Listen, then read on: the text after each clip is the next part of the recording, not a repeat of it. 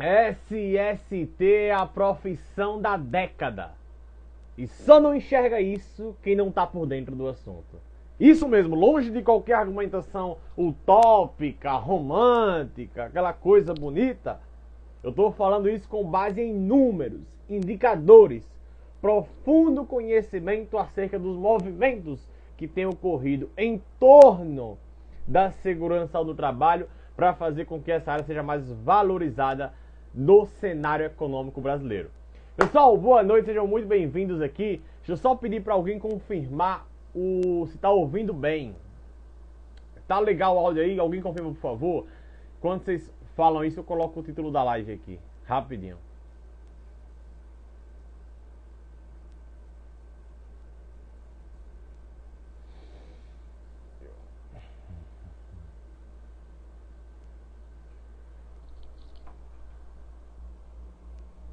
Valeu, Elis.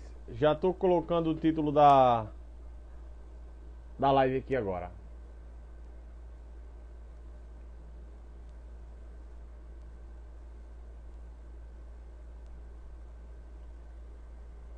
Bom,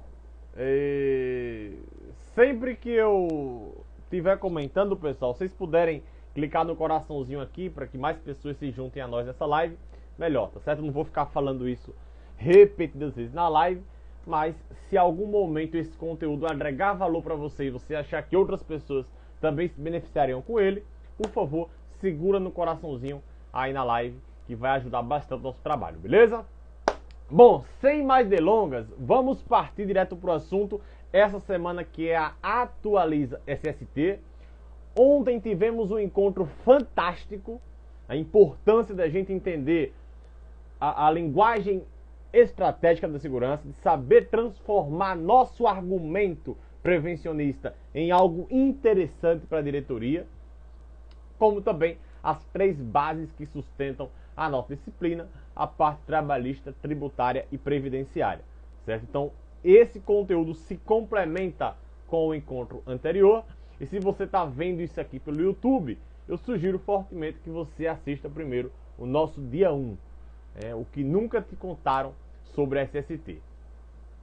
Tranquilo? Bom, vamos lá. Pessoal, depois que a gente entendeu a necessidade de adaptar o nosso discurso para a diretoria, depois que a gente entendeu a importância de agregar valor ao setor jurídico, reduzindo indenizações, a importância de reduzir impostos, trabalhar com o mínimo desperdício, a famosa gestão Lean, com o mínimo desperdício, reduzir ao máximo os custos, inclusive os impostos relacionados à segurança. Depois que a gente aprendeu a conversar com a contabilidade sobre o social, o passivo tributário que está em jogo com a fiscalização da receita sobre a SST, a gente entra agora no momento.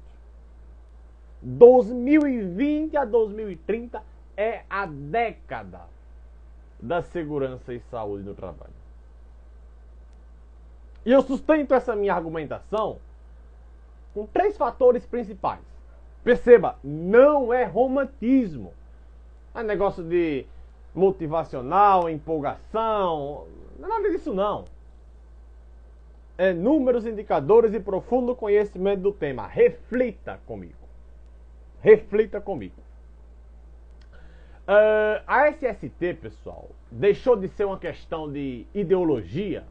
É a favor do empregado, contra o empregador, né? É de esquerda, não sei o que, sempre rola isso, né? Sempre que você tem um posicionamento ali mais a favor dos empregados, você é tido como alguém de esquerda ou comunista, enfim.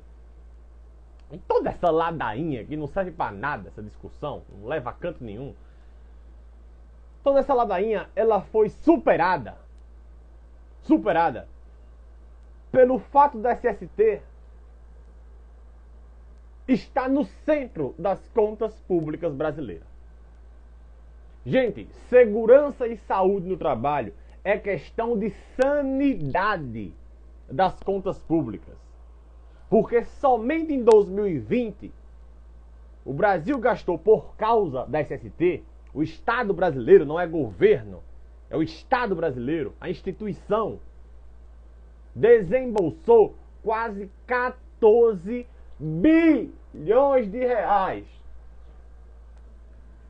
Eu estou falando para você que o Estado brasileiro, em um ano de pandemia, recessão econômica, redução da jornada, lockdown e tudo mais que houve no auge da pandemia 2020, nesse fatídico ano, o Estado brasileiro gastou 14 bilhões de reais devido à segurança e saúde do trabalho.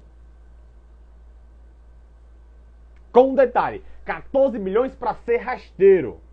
Dados públicos, oficiais, você pode inclusive consultar no Observatório Digital de Segurança e Saúde do Trabalho. Uma ferramenta fantástica para a gente ter noção do panorama acidentário brasileiro. Eu costumo brincar aqui com os colegas que eu nunca vi um caos tão bem monitorado.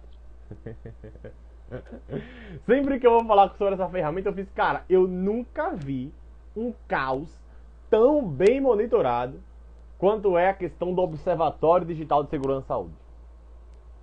Você consegue ter ideia do custo, do perfil do afastamento, a atividade econômica que mais acidentou, que mais adoeceu. Você consegue ir por município.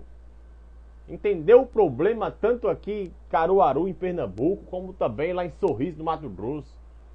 Então assim, ferramenta fantástica. É um caos muito bem monitorado. E nessa ferramenta, dados públicos oficiais do governo, lá em 2020 foram 14 bilhões de reais. Ô nobre, você pode ser de esquerda, direita, centro, leste, oeste, noroeste. 14 bilhões em um ano de pandemia é insustentável para as contas públicas.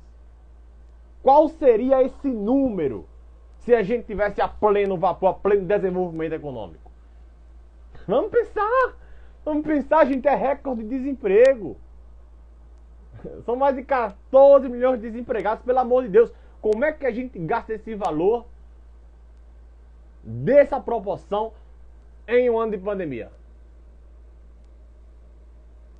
Então, qualquer gestor das contas públicas, quando pega esse orçamento, faz, espera aí, a gente tem que resolver alguma forma de consertar isso aqui. Porque perceba, vê só, de onde é que vieram esses 14 bilhões? B91, isso são só benefícios previdenciários. É bom deixar isso bem claro, esses 14 bilhões se referem somente a gastos previdenciários. Eu não estou nem computando aqui o gasto com o SUS. Porque o cara se acidenta, vai fazer cirurgia no SUS.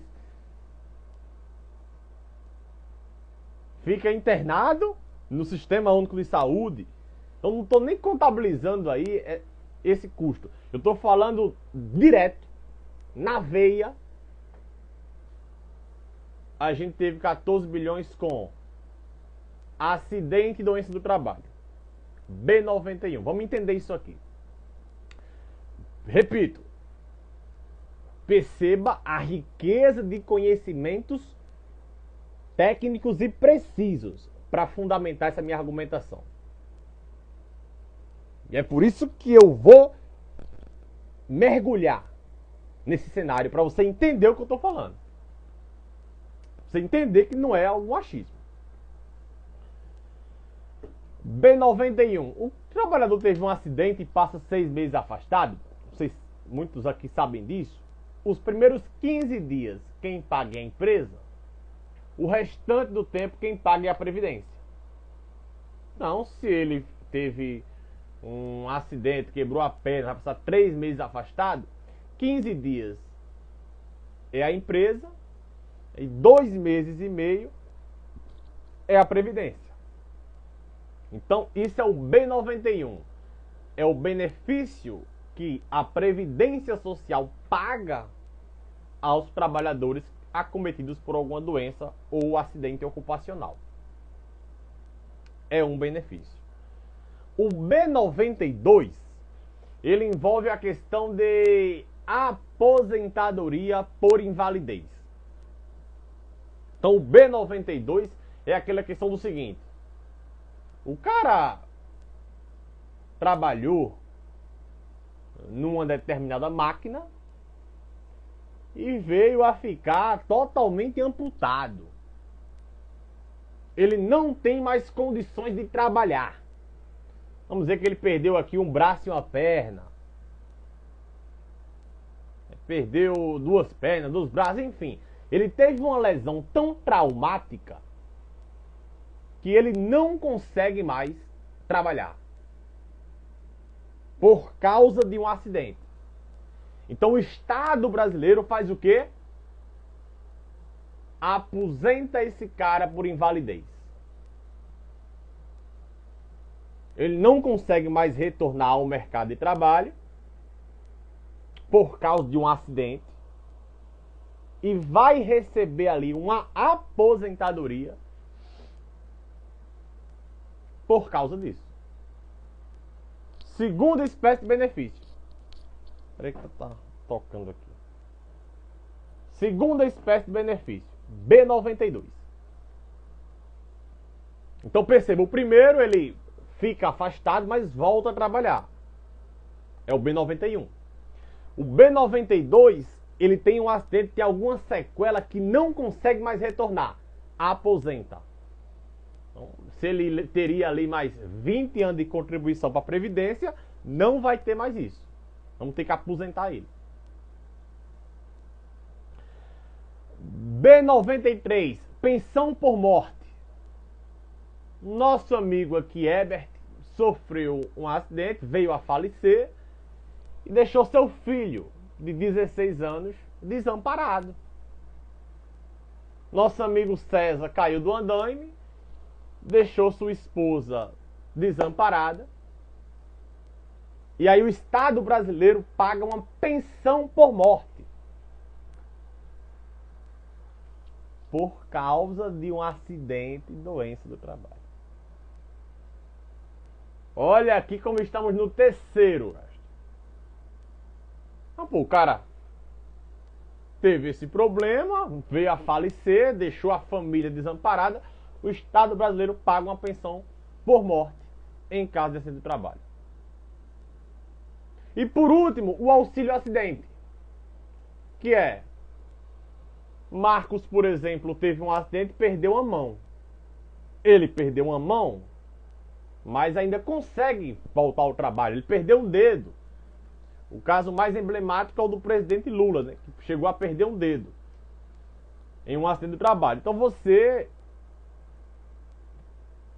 perdeu ali uma parte do corpo, mas você ainda consegue trabalhar. Você não está inválido. Uma coisa é perder as 2 mãos, perder os 2 pés, perder os 2 olhos, o olho. Outra coisa é você perder um dedo. Então,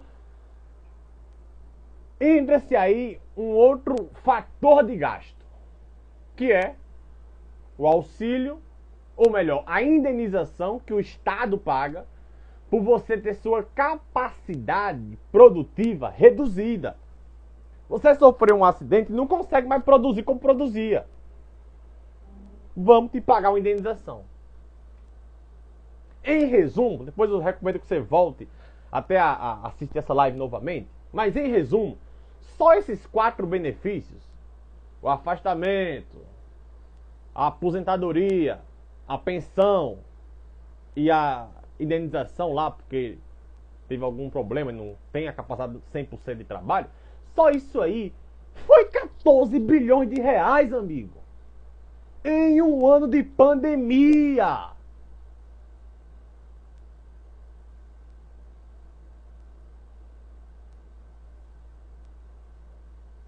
O que significa que a gente precisa fechar essa torneira.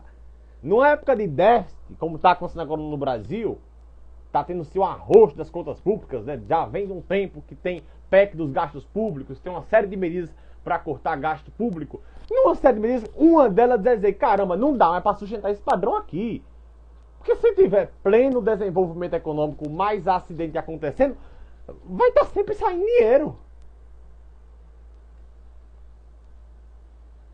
Então, goste você ou não, seja você partidário de qual ideologia for, existe um problema fiscal no tocante à sanidade do Estado Público Brasileiro, por causa da segurança. Beleza? Beleza. Ah, mas não comecei não, nem comecei. Eu falei a você que eu vou defender a minha argumentação de que é a profissão da década em 3 pontos. Isso não é um ponto. Isso é uma introdução. A introdução não é mais uma questão ideológica e é uma questão de sanidade fiscal. Porque sai muito dinheiro. Se computar o SUS nessa conta aí, quanto de cirurgia que é feita, o custo de médico para atender o cara, o custo do enfermeiro, por aí vai, essa conta pipoca ainda mais. Certo? Aí beleza. Dentro desse cenário,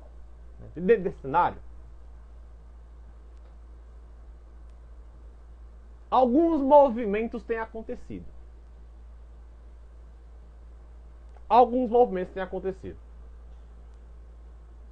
O primeiro deles, né, que eu considero como o marco inicial, assim, né, que o social já estava vindo, mas estava aquela vai, não vai. Mas o primeiro deles, que acontece com a modernização das NRs, lá no dia 30 de julho de 2009, portaria 915, publica a nova NR1. Esse movimento marca a ideia de modernizar a legislação trabalhista, para que a gente possa cobrar segurança do trabalho das empresas, para que eu possa cobrar o cumprimento das obrigações legais da SST, eu tenho que ter um conjunto normativo aplicável, caramba.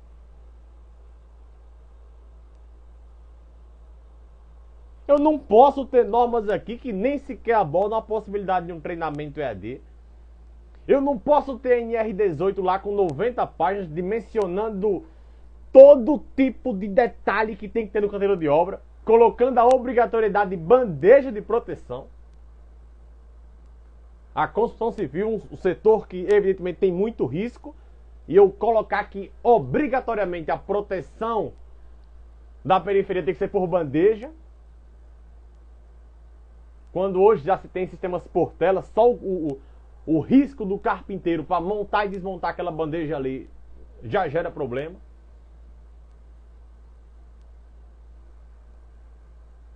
Eu não posso ter uma norma de gestão de risco falando só em físico, químico e biológico, sendo que tem gente toda hora doente por problemas ergonômicos.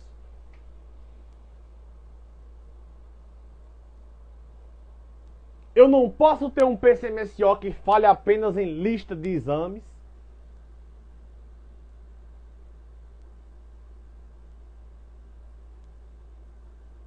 Que foi exatamente isso que aconteceu com as novas NRs. A NR1 agora é uma norma geral, né, abrange a utilização de certificado digital nas documentações. Antes não tinha isso.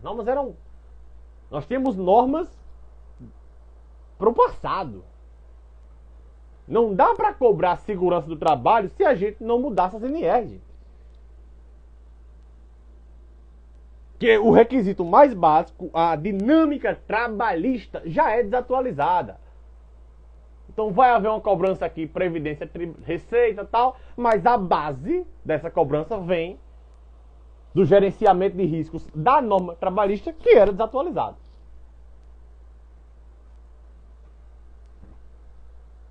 Então a gente tem a redução de 50 páginas na NR18 para dar responsabilidade ao profissional.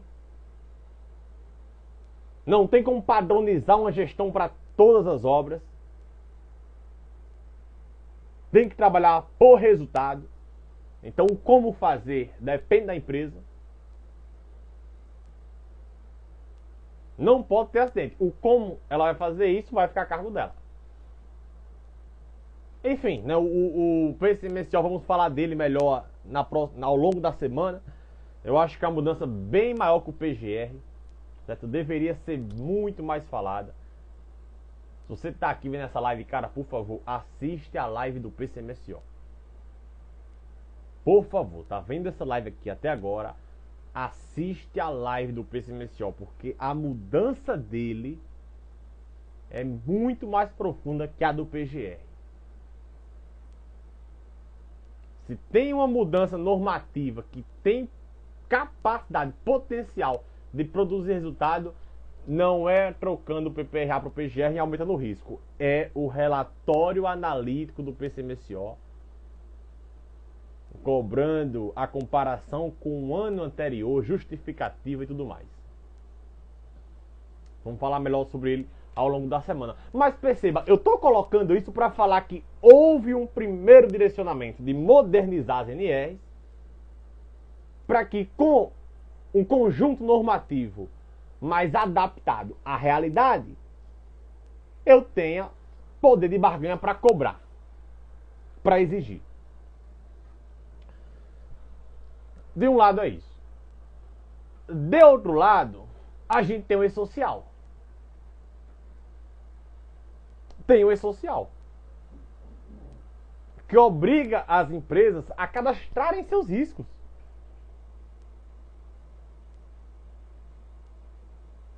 Tem que cadastrar o risco, cara. Pô, como é que um forneiro não tem exposição a calor, amigo? Como é que um marteleteiro, o cara que trabalha quebrando piso, não está exposto à vibração? Aquela máquina ali que treme mais que tudo? Como assim? Tem que cadastrar os riscos em uma plataforma do governo, utilizada para folha de pagamento também, chamada de E-Social. Você pode até, no offline aqui, não ter nenhuma documentação, mas lá para o governo vai ter que enviar. Contratou um colaborador novo, tem que cadastrar o risco desse cara. Tem que descrever a atividade que ele vai fazer.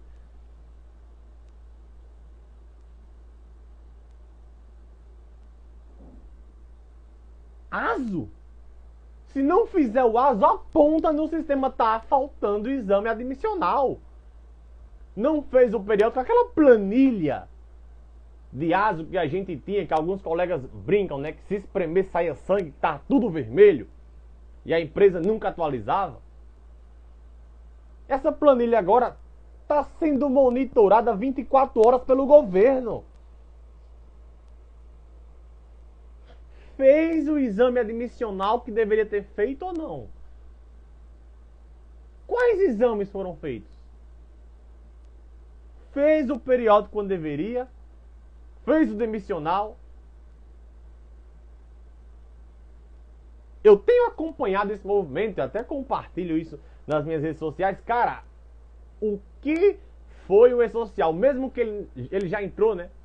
Mas mesmo que ele não viesse entrar, o que ele promoveu de alvoroço, né? Pô, chama o pessoal de segurança para reunião, chama o contador, vamos debater aqui o que é isso.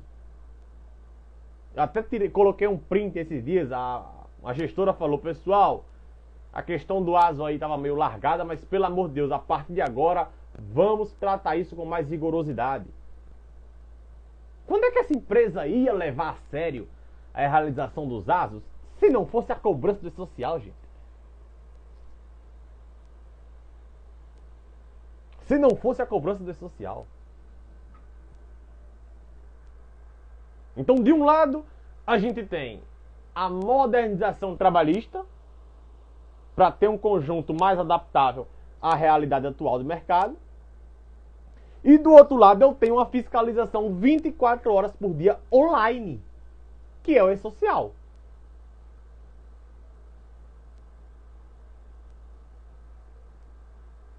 De tal maneira que esses dois conjuntos fecham a nossa primeira sequência.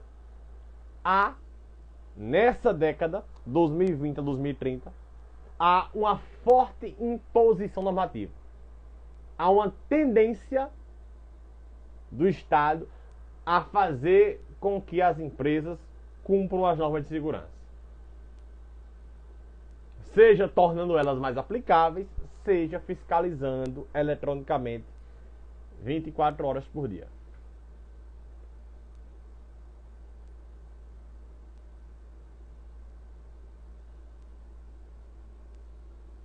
Se esse argumento para você não é suficiente, vamos partir para o segundo?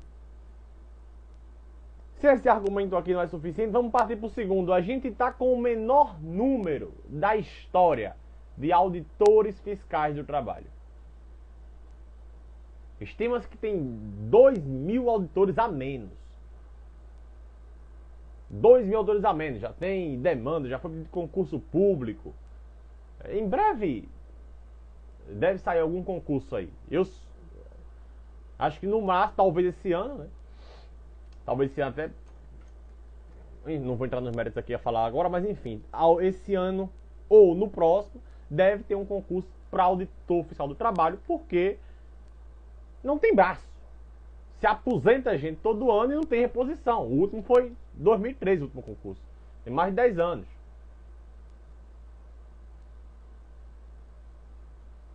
Ao passar do tempo, a gente vai aumentando aí o mercado de trabalho e não tem auditor para fiscalizar as empresas. Então, estamos com o menor número de auditores fiscais do trabalho da história. Isso deixa uma lacuna muito grande com o efeito dominó. Vocês sabem disso. O auditor fiscaliza uma empresa, o bairro todinho fica sabendo.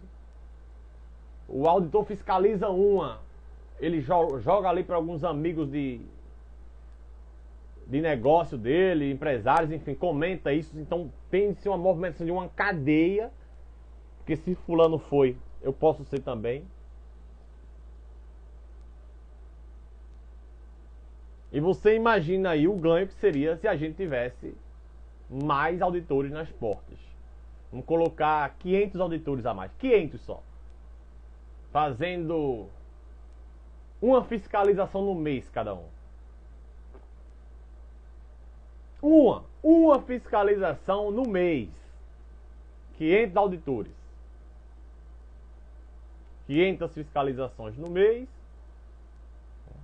Cada um, 500, vezes 12. A gente teria aí 6.000 fiscalizações a mais por ano. Junto com o efeito dominó. O que é que eu quero dizer com isso? É que esse cenário já está na iminência de ser resolvido. É só você procurar informações sobre esse assunto.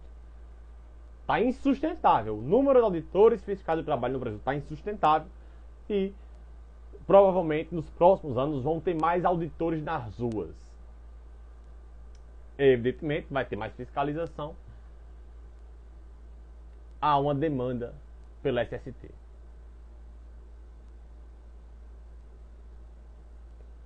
Novamente, trabalhista.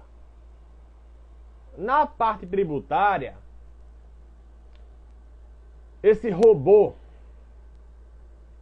do e-social, que vai fazer cruzamento, dar uma malha fina, que a gente está acompanhando na área da segurança, é a criação de uma malha fina para fiscalizar o imposto, que durante muito tempo foi sonegado.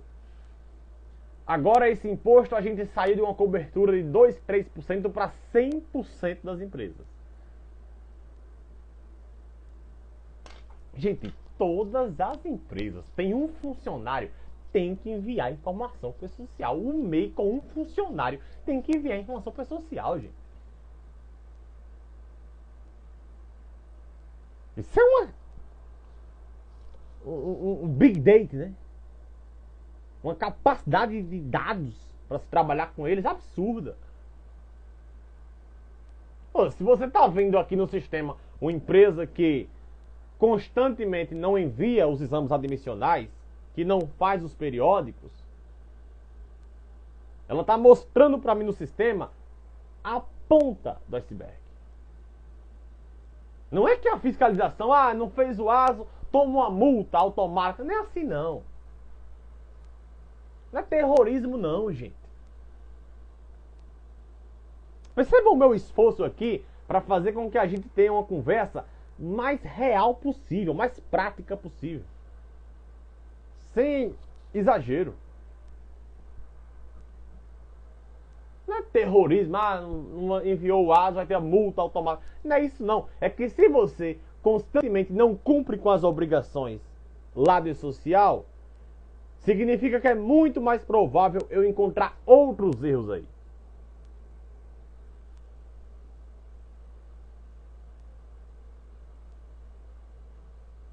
Talvez não tenha CIPA. Talvez não tenha CIPA. Se eu fuçar esse PCMSO aí, ele não tem relatório estatístico. Porque o essencial é a ponta do iceberg. Se não identifica o risco corretamente, isso é apenas um sinal de que ali tem coisa para fiscalizar. Então vamos ver com muito protagonismo a Receita Federal fiscalizando a segurança do trabalho, algo que a gente não está muito acostumado a ver. Invocaram o jockey, né? É o Exódia da segurança. Pessoal aqui que lembra aí dos tempos de Yu-Gi-Oh! Na infância, invocaram o Exódia. Invocaram o Exódia, aquela carta mágica que... mas atuamos pro Uno, o 4 mais do Uno. Bota mais 4 cartas pro adversário. Foi isso que fizeram com a SSD. A capacidade tecnológica da Receita é muito grande. A gente nunca ouvia falar muito dela, justamente porque ela só fiscalizava grandes empresas. Eu já mostrei para vocês aqui, por multa, ano passado 50 milhões. A Receita multou uma grande empresa, fabricante de celular, inclusive, lá no norte do país. 50 milhões. Multou a outra transportadora de gás do país, multou em 40. Pegou a central elétrica, multou em 27. Então, as multas já aconteciam em proporções milionárias, mas apenas em grandes empresas, porque não valia a pena fiscalizar todo mundo. Pô, LTCAT, folha de pagamento, PPP, tudo isso era muito complicado de fiscalizar. A Receita, não sei se vocês sabem disso, a Receita tomou 1 bilhão por ruído. O ruído, só o fator de risco ruído, gerou aos cofres públicos 1 bilhão de reais de fiscalização. Arrecadou 1 bilhão de reais. B de bola. Só o ruído.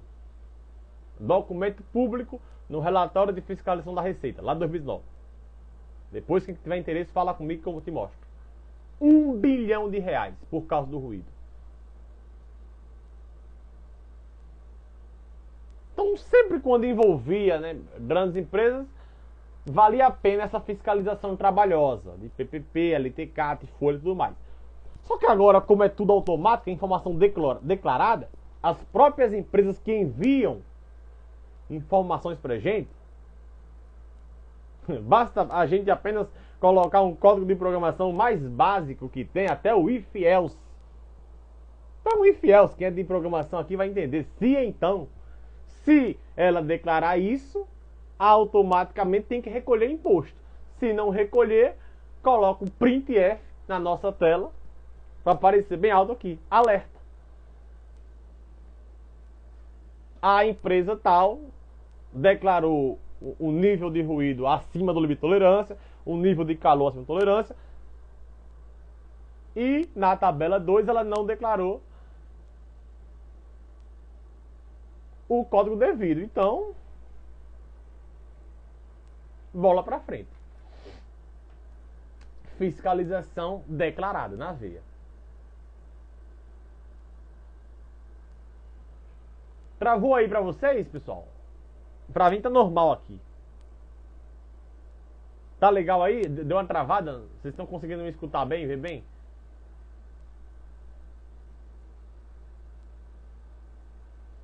Confirma aí rapidinho. Pra mim tá normal, tô me vendo aqui normal. Ah, beleza, então a gente vai ver isso, né? Agora é linguagem de programação e automaticamente, cara, declarou esse nível de tolerância, tem que recolher aqui o financiamento da Fazenda Especial. Se não recolher, printa aí na tela o alerta pra gente ir atrás dessa empresa.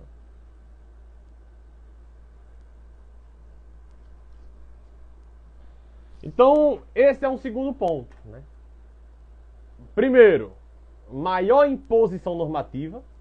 O primeiro é a maior imposição normativa, porque houve a mudança das NRs, entrou o E-Social.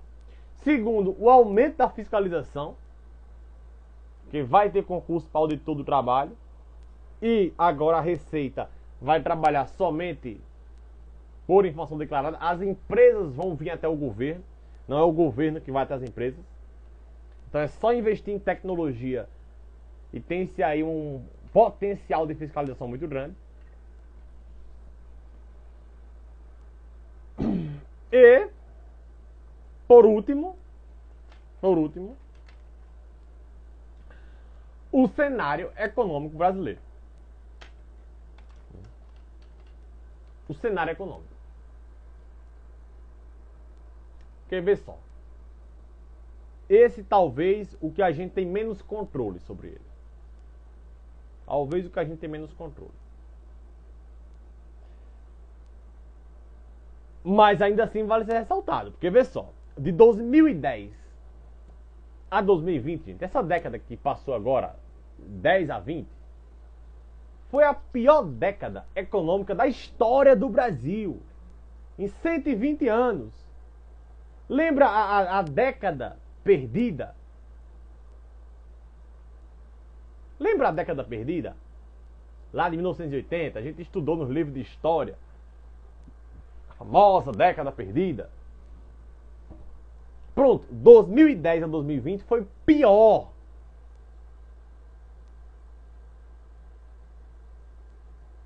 Então, nós acabamos de sair, economicamente falando, do pior momento da história do Brasil. E o mercado da segurança e saúde do trabalho, ele sofre influência direta das oscilações da economia. Quanto mais pessoas trabalhando, maior a chance de ter SESMIT naquela empresa, maior a necessidade de treinamentos. Quanto mais trabalhadores empregados, mais curso de NR33, de NR35, de NR10. Quanto mais gente trabalhando, maior a demanda por EPIs. Eu tenho que comprar EPI para esse pessoal. Quanto melhor a saúde financeira das empresas, mais apetite ela tem para fazer uma CIPAT, para contratar palestrante, o pessoal que trabalha com palestras. Ninguém vai estar contratando palestra em tempo de crise, gente. Numa época de redução de custo, coloca alguém do time para fazer a palestra. Então todo o mercado da segurança do trabalho sofre as oscilações da economia. É inegável isso. Aumenta, até um exemplo prático, eu trabalhei aqui na refinaria Abreu e Lima, né? Em Suape. E eu lembro, teve um tempo lá, cara, que segurança do trabalho, nossa senhora, eu tava maluco, ganhando muito mais que funcionário Petrobras, muito mais. Tec Segurança ganhando mais dinheiro que Tec Segurança da Petrobras concursado. Engenheiro de segurança ganhando mais. A demanda foi explodindo. Era o curso mais concorrido da época, os cursos técnicos. Então, se a gente tem o pior momento econômico da história do país, cara, a SST vai sofrer. Parabéns aqui àqueles que estão bem, que conseguiram realizar seus projetos, que estão aqui bem empregados, bem remunerados. Vocês tiveram um mérito muito grande em conseguir esse desenvolvimento profissional, esse protagonismo numa época não muito favorável. Mas o fato é, o cenário externo não era favorável. Porque é um cenário de recessão.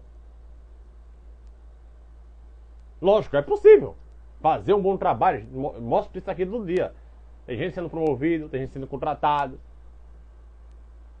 Quando você faz com amor, faz com cara, quer fazer, quer produzir a resultado, acredita naquilo que você faz, está empenhado em fazer um bom trabalho, as portas vão se abrir. Independente de crise. As portas vão se abrir. Porém, a conjuntura externa não era favorável. E aí é onde entra o ponto.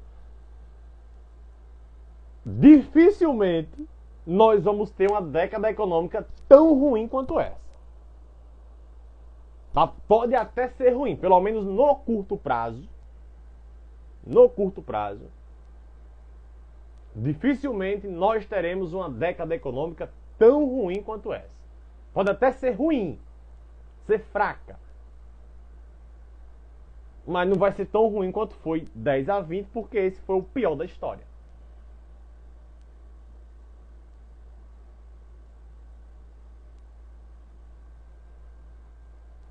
De tal maneira que esse terceiro motivo, de todos os outros, é o que a gente tem menos influência.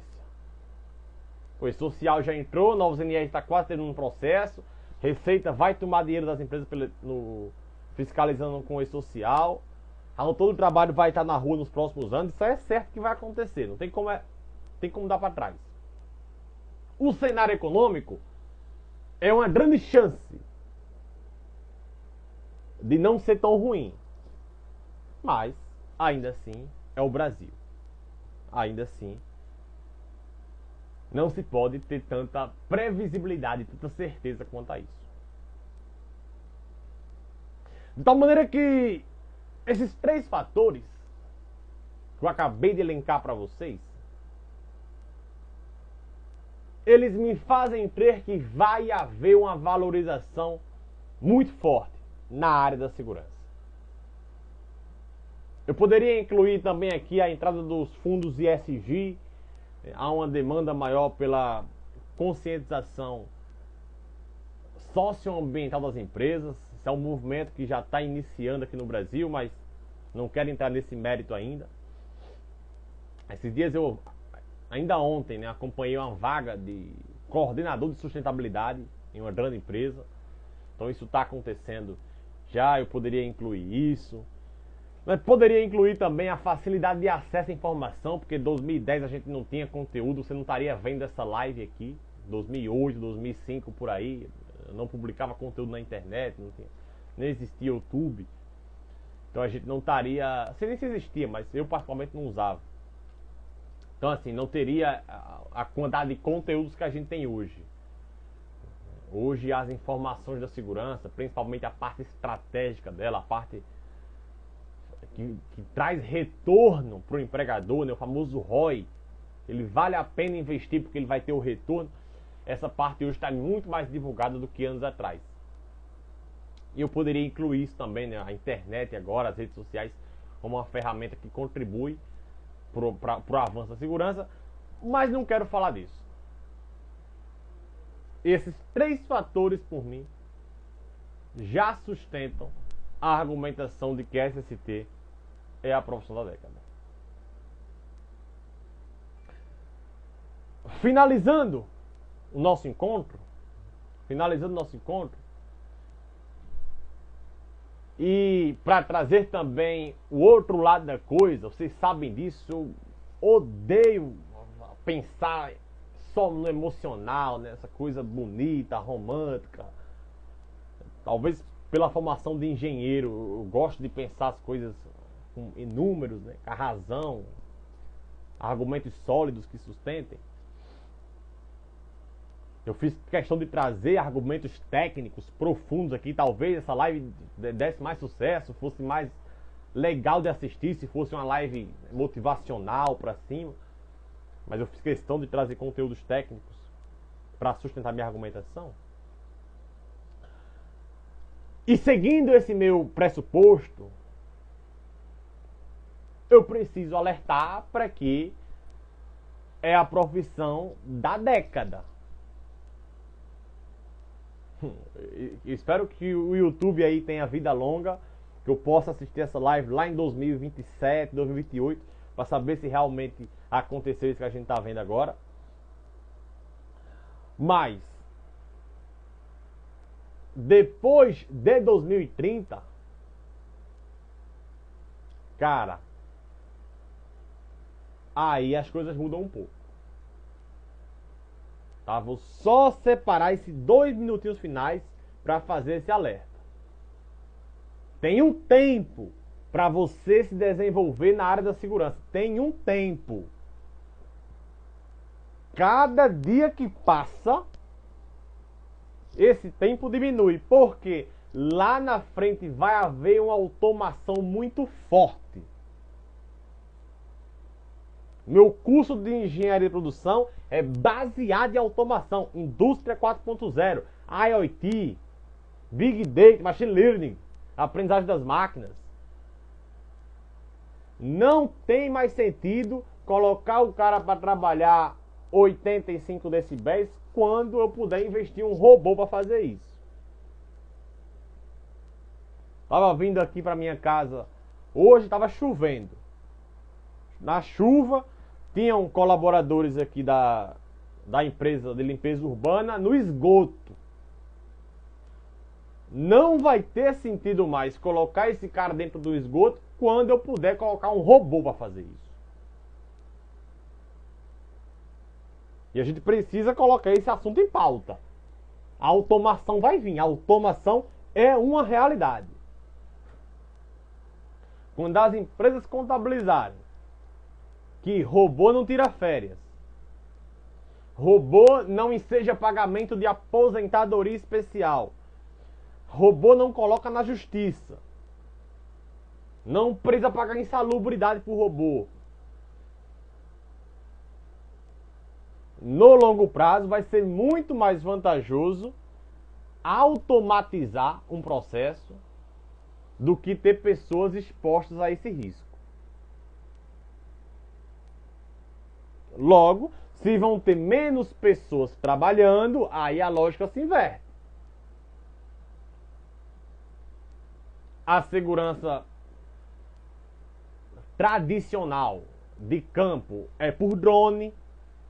A Microsoft já desenvolveu agora, 2022, já tem câmera inteligente. Ela detecta se você está com EPI ou não. Não tem para que um técnico tá indo em campo ver se o cara tá com EPI. A máquina detecta, coloca uma câmera e a câmera detecta. Não precisa mais ficar vendo se o cara tá acessando locais não permitidos. A câmera detecta. Se ele acessar um local não autorizado, se ele acessar, estiver fazendo uma atividade sem estar capacitado, o sistema coloca um alerta. Então, a segurança tradicional, ela tende a ser colocada para segundo plano e vai fazer parte mais do projeto, né? A segurança de máquinas, segurança de controle industrial.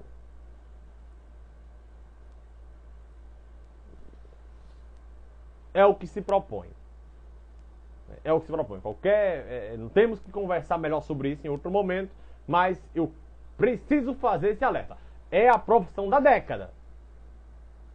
Por que não vai acontecer isso no curto prazo? Porque nenhum governo vai querer, nenhum governo vai facilitar isenções fiscais, tributárias ou projetos de políticas de fomento à automação, porque ele vai perder muito dinheiro. O que ele tem para arrecadar agora com esse ST não é brincadeira, é bilhões de reais. E se as empresas automatizarem o processo, ele não arrecada. Então, no curto prazo, não vai haver por parte do empresariado esse investimento inicial, que hoje é um pouco alto, para automatizar um processo é um custo inicial elevado, coisa que foge um pouco da dinâmica econômica do país. Então, o empresariado não vai mergulhar nisso, como também o governo não vai facilitar essa automação, porque ele deixaria de arrecadar as contribuições devidas, isso teria um impacto nas contas públicas muito grande, enfim. Logo no curto prazo isso não deve acontecer, mas eu quis só repetir, tem tempo. Tem tempo. Cara, hoje, e eu trabalho com auditorias, eu vejo cada qualidade de PGR, de PCMSO, de LTCAT, que são lamentáveis. São lamentáveis, sabe? É impressionante isso, cara. A gente consegue encontrar erros, muitas vezes, antes de chegar na visita presencial. Eu nem sequer fui ao estabelecimento, só pelas documentações já é uma barafunda. PGR que está em português, PCMSO em espanhol, por assim falar, eles não conversam. Tem risco no PGR que não está no PCMSO, tem isso no PCMSO que não está no PGR. LTCAT fala de insalubridade. Não tem estratégia de amostragem, ninguém sabe como é que foi aquele GSE. Hoje não precisa nem você ir presencialmente a um local para você saber que a empresa não tem gestão de segurança. Nem precisa. Então, há um campo muito grande para explorar. Converse aí com seus colegas. Quem aqui sabe defender a empresa, a sua gestão de segurança, melhor falando. Quem sabe defender a sua gestão na justiça.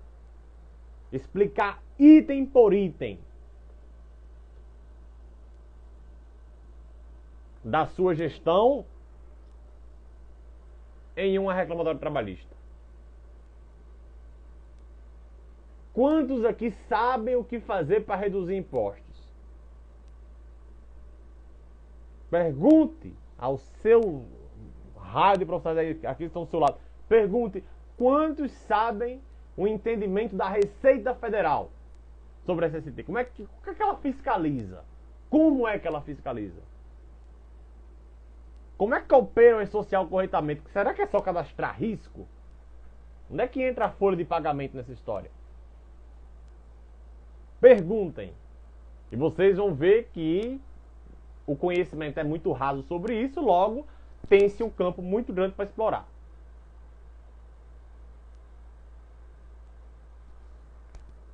Estude a parte estratégica. Leve para a sua empresa, leve para a sua consultoria. E aproveite as oportunidades que a SST está ofertando nessa década. Futuramente, assim como os motoristas vão ser substituídos por carros autônomos, boa parte dos profissionais da SST vão ser impactados, não vou dizer substituídos, mas serão impactados pela automação. Beleza? Pessoal, estou aqui finalizando essa live. Quero agradecer de coração a presença de todos vocês. Galera, muito boa por aqui. Eu estava acompanhando, eu não foquei muito aí nos comentários para dar uma... não perder o raciocínio, né? Eu preciso manter a técnica nessa live. Então, dei uma focada aqui nos conteúdos. Espero que tenha ficado claro as informações. Ainda assim, é sujeito à sua análise. Se você concorda, se discorda, acha que vai ser, acha que não vai ser, enfim. Isso é algo que não é tido como verdade. Ninguém pode prever o futuro. Mas, como alguém que conhece, que está por dentro dos movimentos que têm ocorrido na SST, sugere-se aí uma grande valorização da área nos próximos anos. Tranquilo? Fiquem com Deus. Muito obrigado pelo carinho e a gente se vê em breve. Valeu, pessoal!